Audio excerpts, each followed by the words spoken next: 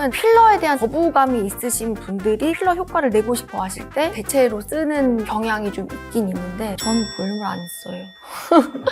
저 그걸 싫어하거든요.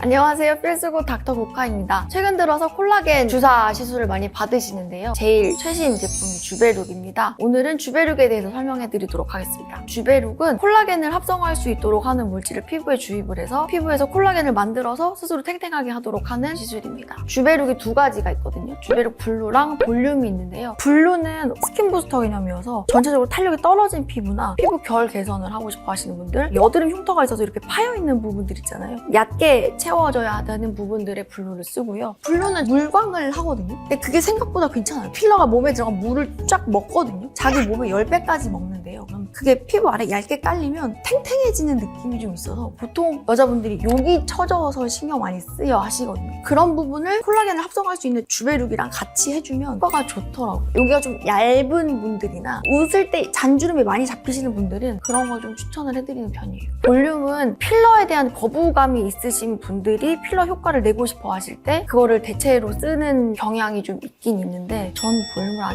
써요.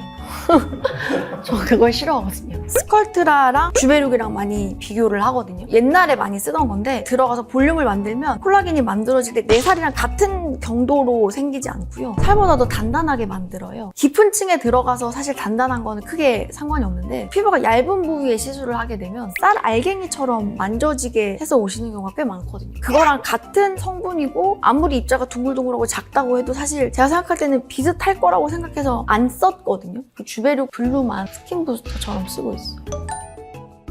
100% 그 자리에만 있지 않거든요. 이거를 물에 희석해서 쓰는 거라서 필러는 젤리 같은 거여서 들어가면 그 자리에만 이렇게 모여 있어요. 내가 원하는 모양을 직후에 바로 만들 수 있거든요. 주베룩은 약품을 물에 섞어서 들어가요. 사실 물이고 주변으로 흡수가 되면 내가 원하는 위치에만 딱 있지 않고 주변으로 퍼지거든요. 그럼 내가 원하지 않은 부분에도 어느 정도 그 효과가 나타날 거고 내가 원하는 부분에도 원하는 것보다 효과가 적게 나타날 수도 있고 모양을 성형하는 것도 사실 예상대로 되지 않고요. 효과도 기대한 만큼 나타나지 않아요. 그러니까 필러는 1cc를 넣으면 1cc만큼의 볼륨이 생기는데 주베룩은 10개를 넣었다고 해도 10개가 다 효과로 나타나는 게 아니거든요. 또 이유 중에 하나가 제거가 어려워요. 필러는 이물질이라서 거부감을 느끼시긴 하시는데 그거는 외부에서 약물을 주입하면 녹아서 없어져요. 물론 경우에 따라서는 녹이는 시술만으로 제거가 안 되는 경우도 있긴 한데 일반적인 경우는 대부분 다 약물로 제거가 되거든요. 간단하게. 근데 주베룩은 내 살이 단단하게 뭉쳐있는 거여서 외부에서 녹일 수가 없고요. 그거는 수술로 긁어내야 되는 거라